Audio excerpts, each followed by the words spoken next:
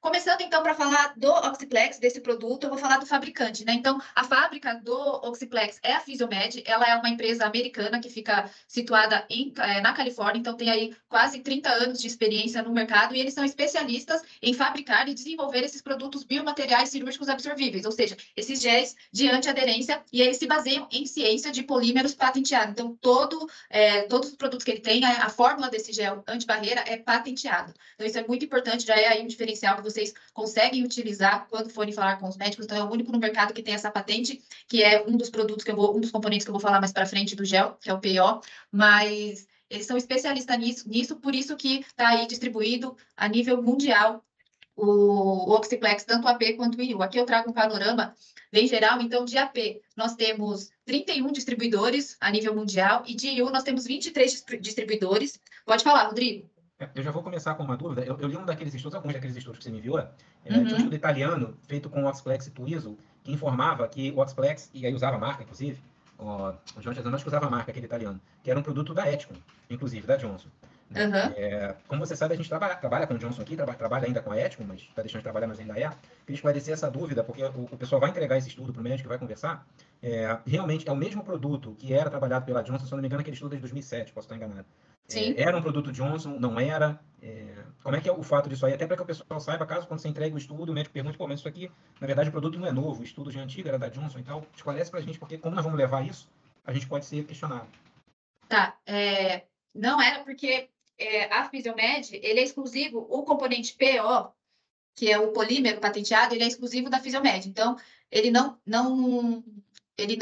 tem a ver com o produto da Eticon, entendeu? Vamos colocar assim, Rodrigo, para ficar mais fácil. A Physiomed fabricava para Johnson, tá? Esse material teve uma época que a Physiomed era o fabricante para o material, tá? Então, isso dá credibilidade para vocês durante essa conversa com o médico, que é justamente você falar, olha, o produto já foi, inclusive, solicitado pela Johnson, para a fábrica, tá? Então, pode falar assim. Para o pessoal entender que na época, eu vou entregar um estudo dizendo que era Eticon, era o produto Physiomed, a Physiomed, naquela ocasião, usou a Johnson como distribuidor, ok? Vocês vão acompanhar nessa aula da Camila que a Physiomed fez algumas divisões. Então, antes ela pegava, tinha um produto com outro nome e fabricava para a Johnson. A Johnson utilizava e dava o nome comercial. A Physiomed fez novas divisões. Vocês vão acompanhando aqui agora que tem outras divisões, não só para ginecologia, tá? Mas, a princípio, sempre o mesmo produto, com mudanças que foram feitas estratégicas pela fábrica, tá? Beleza, isso, mas hoje é aqui na LAS, né? Não é pela Johnson. Eu não sei se, talvez eu não tenha entendido direito a questão, Rodrigo, mas acredito que a Madu tenha esclarecido bem para você, né? Rodrigo? E fez um joinha, Kátia, que você não enxerga, por isso. Ah, beleza. Pode continuar.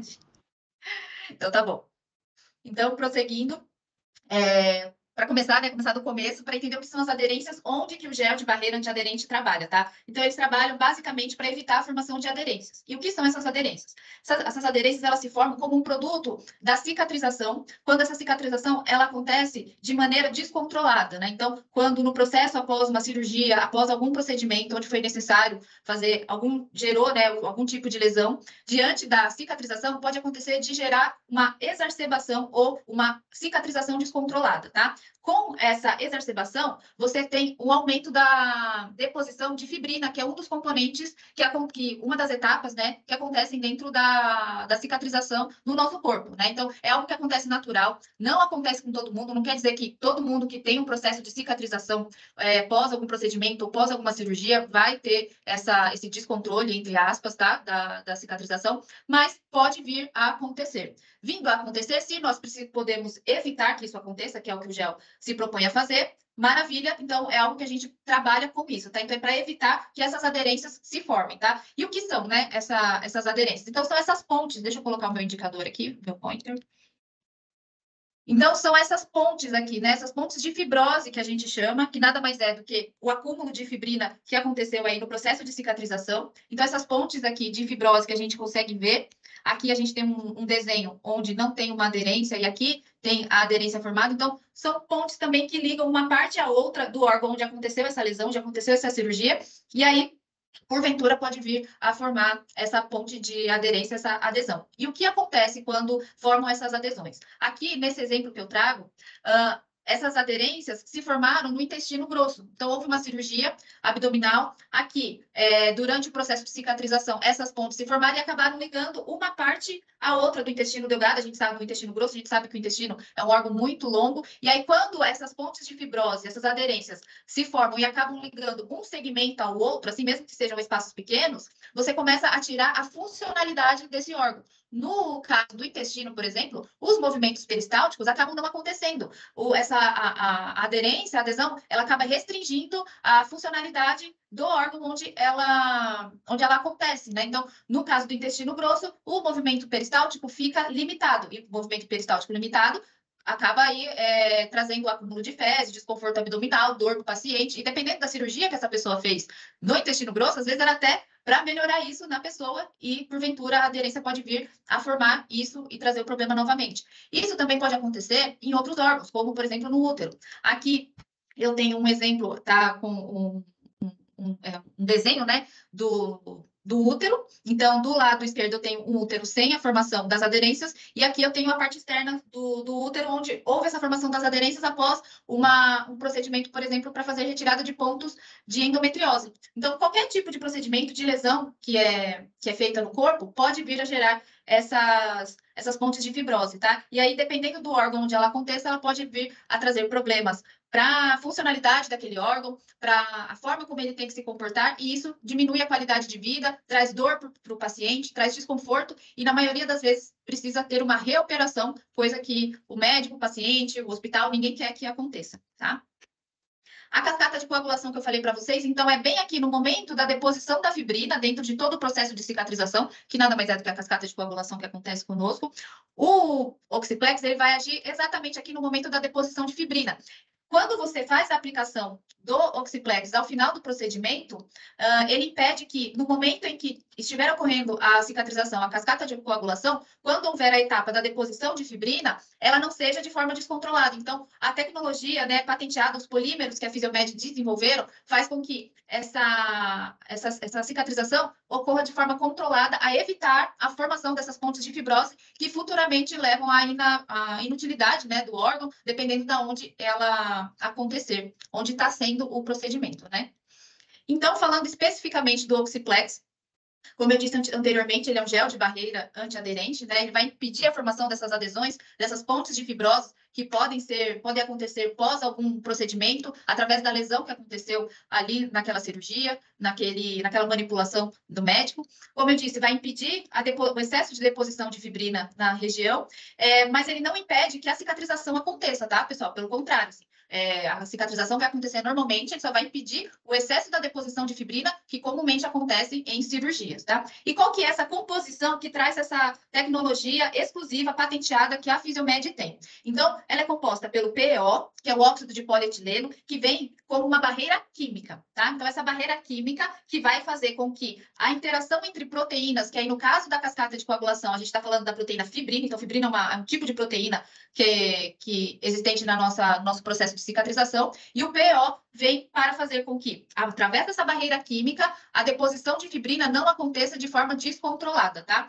Então, tendo essa barreira química, as pontes de fibrose, as adesões que vão levar à inutilidade, né, à inativação, entre aspas, daquele órgão, não aconteça. Junto com o PO, nós temos também o CMC, que é a carboximetilcelulose, que entra como uma barreira física que vai impedir, enquanto o PO está impedindo a exacerbação, né, da fibrina, a barreira física impede que essa barreira vá crescendo, né? Que essa cicatrização aconteça para ir formando a barreira, a ponte de fibrose dentro do órgão ou dentro da onde aconteceu aí a cirurgia, onde houve a lesão. Então, eles trabalham juntos, né? Enquanto a barreira química está ali impedindo que haja muita interação entre as fibrinas que estão sendo ali depositadas, a barreira física está ali contendo para que essa ponte não seja formada, tá bom? Temos também, dentro da composição do gel, o cloreto de cálcio, que ele está ali para acelerar, para melhorar ainda mais essa interação entre o PO e o CMC, tá? Então, a viscosidade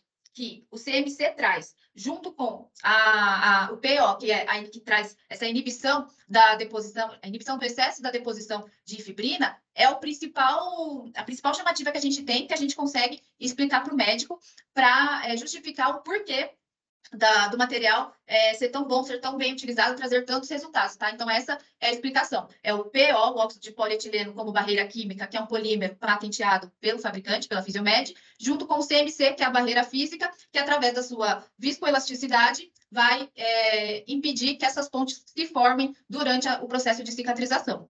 E quais são as principais características que a gente pode ter com o Oxiplex? Aí tanto faz o AP ou o IU, tá? Então, ele é absorvível. Então, após a aplicação, ele vai ser absorvido por hidrólise em até 30 dias. Ele é seguro e eficaz, porque nós temos os estudos que comprovam a importância, né, e a qualidade do seu uso. Ele é biocompatível, ou seja, ele não tem componentes biológicos. Não tendo componentes biológicos, ele diminui muito o risco de se ter algum tipo de alergia, né? De rejeitar esse produto. Então, assim, todos os casos que a gente já teve aqui no Brasil, casos mundiais, relatos de casos, estudos que foram feitos, nós não temos nenhum tipo de relato de que a paciente ou o paciente veio a ter algum tipo de alergia, algum tipo de rejeição ao produto, tá? Nós não temos isso relatado.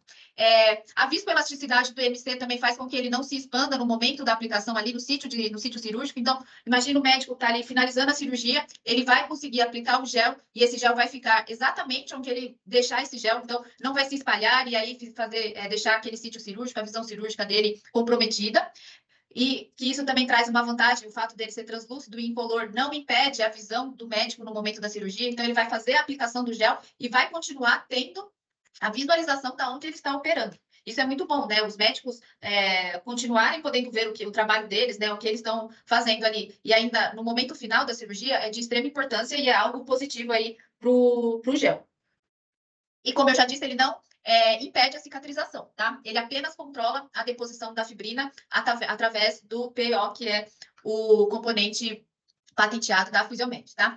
Algo muito importante que eu sempre deixo em destaque aqui, e até nas minhas apresentações anteriores, aqui estava escrito que o armazenamento e a manipulação desse produto precisa ser em temperatura ambiente, né? Mas qual que é a temperatura ambiente para nós aqui a nível nacional? Nem aqui em São Paulo mais a gente fala que a temperatura de 2 a 25 graus é a temperatura ambiente, porque o calor está cada vez maior, né? Então, eu sempre falo que o produto precisa estar armazenado entre 2 e 25 graus, tá, pessoal? Não pode passar disso. Se passar de 25 e chegar até 39 por mais de 6 dias, vocês vão perder a consistência do produto e a funcionalidade do produto. Então, a viscoelasticidade que o CMC proporciona, né, um dos componentes proporciona para que ele não se expanda, para que ele continue tendo aquela estrutura de gel, vai se perder. Se vocês não tomarem cuidado com esse armazenamento, quando vocês forem fazer alguma demonstração, mostrar para o médico, não tiver sido armazenado corretamente, quando o médico for ver, vai parecer uma água, tá? Então, muito cuidado, não vai ter mais aquela consistência importante da viscoelasticidade. Então, muito cuidado, caso vocês estejam com alguma amostra, para quando for fazer visita aos médicos, conversar com eles e quiser demonstrar,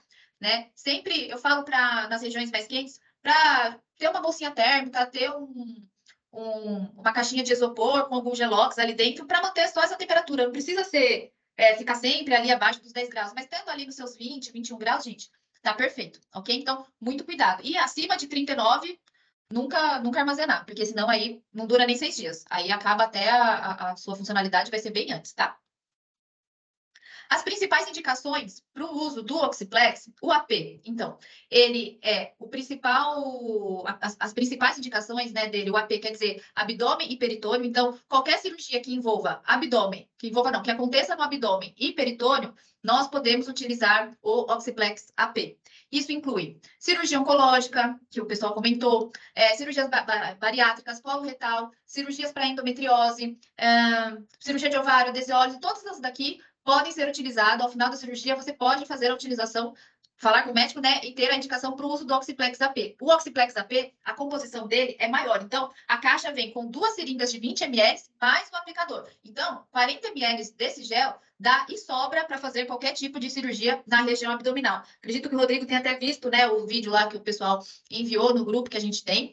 Então, é mais do que suficiente, tá? E o Oxiplex IU, o IU é intrauterino, tá? Esse é a abreviação para intrauterino, e o próprio nome já diz. Então, ele só pode ser utilizado para cirurgias que aconteçam dentro do útero, tá? A composição dele é de uma seringa de 10 ml mais o aplicador. E aí, as cirurgias que têm indicação para o uso do Oxiplex IU são adesiólise, né, para tirar as aderências que se formam após algum tipo de curetagem que foi feito, algum tipo de esteroscopia, mesmo que diagnóstica, pode acontecer, às vezes precisa fazer algum tipo de raspagem, para tirar a retirada de pólipos, de miomas, se a pessoa tem síndrome de Ashman, se a pessoa tem útero septado. Então, todas essas cirurgias intrauterinas pode ter a indicação para aplicação do Oxiplex U, para que não venha a formar essas adesões, tá? Por quê? Eu falei lá do que pode acontecer, por exemplo, com a inutilidade do intestino grosso, né? Quando se formam as aderências, por exemplo.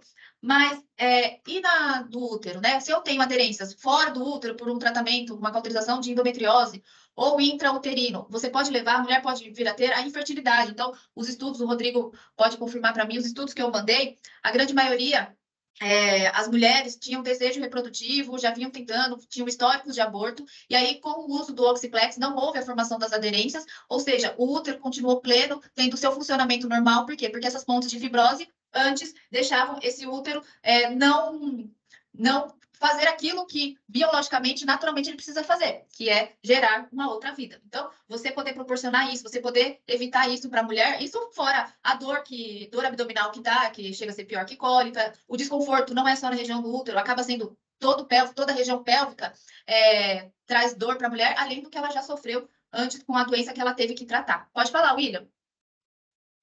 Uma dúvida. Eu estou vendo aqui nas indicações do AP, que ele está em miomectomia. Uhum.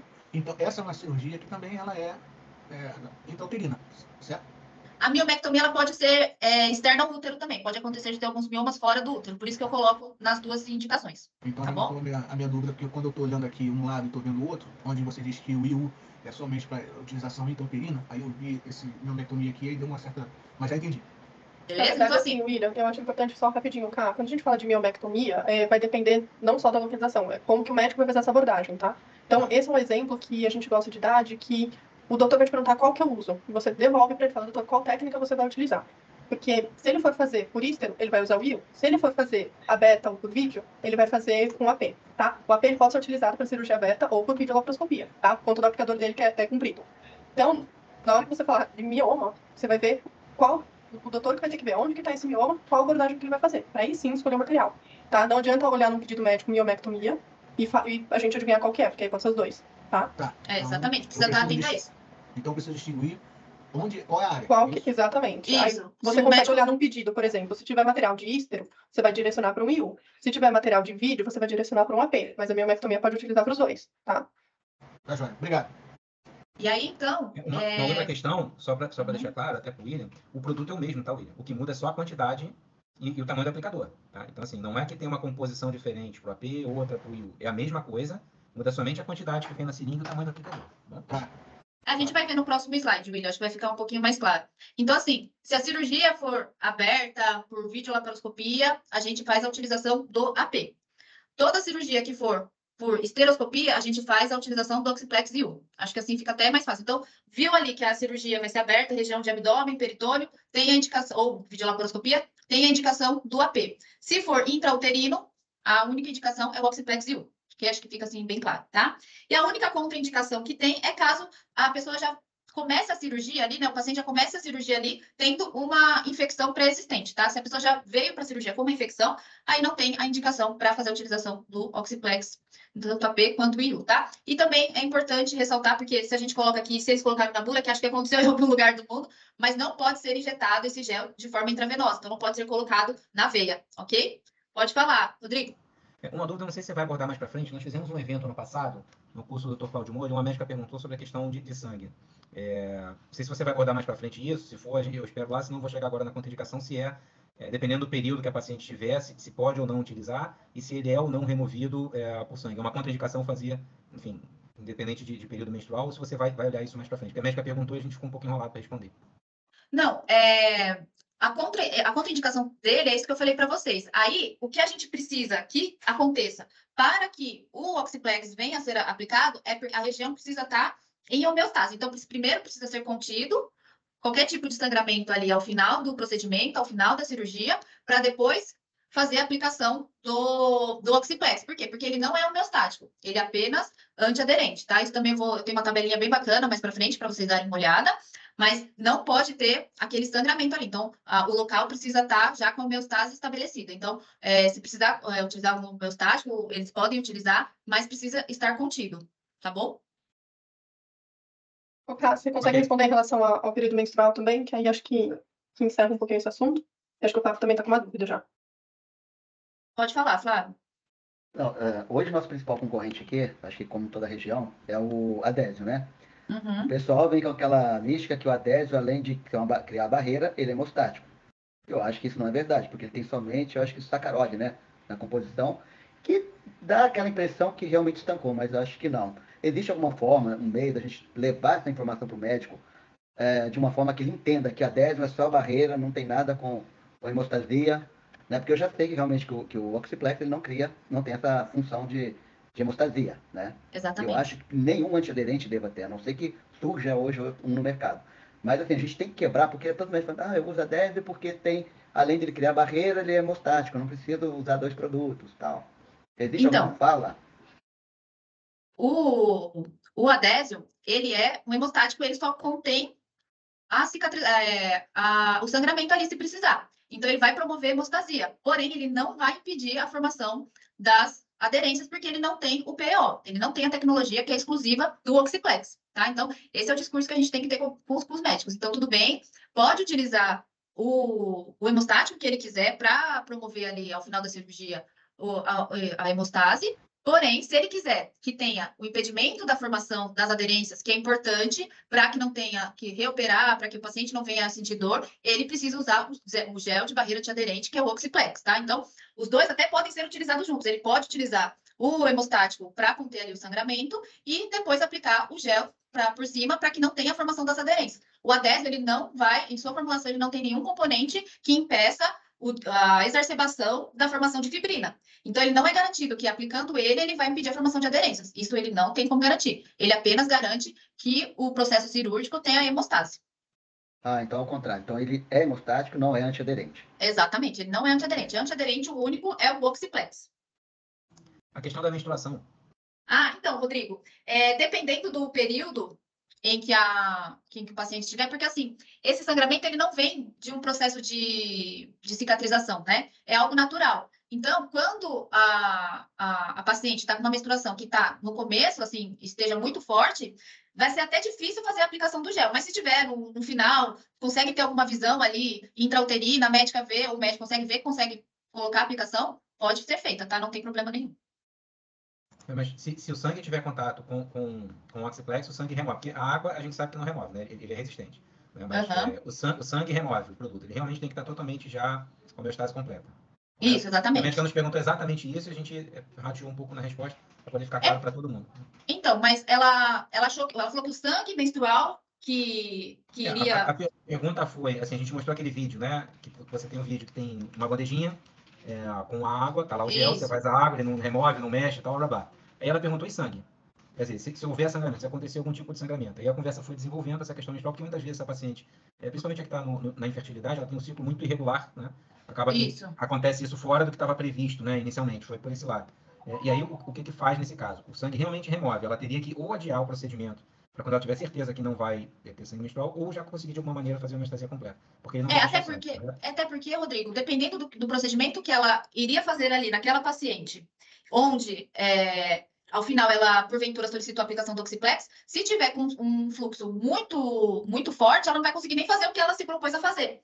Ali, ela vai ter um impeditivo ali de visão. Então, o ideal seria quando ela tivesse em outro período do ciclo para ela conseguir fazer o procedimento que ela veio a fazer ali naquela paciente, por esteroscopia, e aí, ao final, aplica o gel de maneira que não vai ter nenhum impedimento aí para ter problema com ele e para que ele não tenha sua ação, tá? Então, essa seria a melhor indicação. Ô, Rodrigo, por curiosidade, como é que vocês responderam isso para ela? Para ver como é que... A gente deu uma rateada boa, tá? Quem estava fazendo a apresentação era, enfim, a gente estava lá todo mundo para fazer a apresentação, todo mundo deu rateada. E o que se colocou é que, assim, o ideal seria aguardar que a paciente não tivesse mais no período menstrual para poder fazer o procedimento. E começou com a conversa começou assim, a gente mostrou o vídeo, a água tal, é resistente à água, a médica levantou o bracinho, tudo bem, mas e sangue? É resistente ou não é? Aí começou a primeira dúvida, se poderia fazer ou não. E aí a conversa, no meio da apresentação, foi andando, chegou na questão menstrual e tudo. E a conclusão que nós chegamos é não faça a utilização do produto nesse período. Porque tem questão de cirurgia de emergência, tem uma série de coisas ali que às vezes acontece no período que ela não pode adiar, enfim. Então, o que eu acho Nós temos importante, essa. o que eu acho importante falar quando a gente fala de sangue é que tem alguns compostos no mercado que acabam sendo inativos por conta do contato do sangue. Então, por exemplo, tem hemostático que você não pode colocar em contato com o sangue porque ele vai ficar ineficaz. O Oxiplex não. Então, como a Camila falou, ele vai criar uma resistência, ou seja, ele vai funcionar em relação àquilo que é proposto para o sangue não impedir. Então, entra em contato com o sangue, não tem problema, tá? O que não vai poder, um fluxo intenso, fazer uma lavagem, esse tipo de coisa. Mas o contato com o sangue não vai inativar o produto e não vai ser algo que vai lavar ali a parte interna, né, endometrial do útero para remover o produto. Tá? Mas é importante então, acho que vocês ressaltar. falaram legal. Mas o importante é ressaltar também que esse não é o ideal, né? O ideal é que esteja completamente livre de sangue, entre aspas, tá? Para que ele seja ainda mais eficaz e atinja o seu máximo de potencial de uso ali, evitando que essa paciente tenha formação de aderências, nesse caso intrauterino. Ok, Rodrigo? Ok. Perfeito, então. Aqui eu trago para vocês o formato desse. Então, o Oxiplex AP, ele vem as 2 seringas de 20 ml cada uma, e aí o aplicador, ele tem essa ponta aqui com saída lateral, que faz com que a aplicação dele seja em formato de leque. Eu vou mostrar um vídeo para vocês também da aplicação. Então, esse aplicador você conecta diretamente na seringa e o médico consegue fazer depois essa aplicação ou por videolaparoscopia, ele consegue colocar esse aplicador dentro ali do equipamento para fazer a aplicação, tendo a visualização disso. E ele também não é o que a gente não preconiza pela fábrica, mas se for uma cirurgia aberta e ele quiser aplicar a olho nu ali, não utilizar o aplicador, também pode ser utilizado, tá? O Oxiplex IU, ele vem um aplicador que é um pouco menor, tem cerca de 10 centímetros, que dá tranquilamente para fazer a aplicação intrauterina. Então, após terminar o procedimento por esteroscopia, você faz a colocação do aplicador até o fundo de útero e vai puxar por retroinjeção, tá? Isso para o médico, quando você fala que essa aplicação, você coloca o aplicador até o fundo de útero e faz a retirada vai fazendo a retirada e a aplicação por retroinjeção, ou a explicação para o médico também no momento da aplicação, com o AP, que é por videolaparoscopia ou por cirurgia aberta, eles entendem, tá, pessoal? Não tem a necessidade de uma curva de aprendizagem, meu Deus, será que eu vou conseguir explicar para o médico e tal? É algo fácil para eles de entender, assim, do dia a dia eles conseguem ter essa compreensão dessas maneiras de aplicação, tá? E como o Rodrigo também ressaltou, após a finalização, o ideal é que não se faça uma nova irrigação ali da região, tá? Mas, como vocês viram no vídeo, não tem aquela interação com a água, mas se puder ser a última coisa, antes de fechar o paciente ou antes de finalizar, ser a aplicação do Oxiplex, é o ideal, ok? E cada caixa, né, então cada kit, com as seringas, ou com a seringa, no caso do IU, e o aplicador é de uso único, tá? Então, utilizou, descartou. É importante também aqui, só para finalizar, que a média de perda é de 10% de cada um dos kits, tá? Então, do AP, uma média de perda é de 4 a 4 ml, e do IU é de 1 ml a 1,5 ml.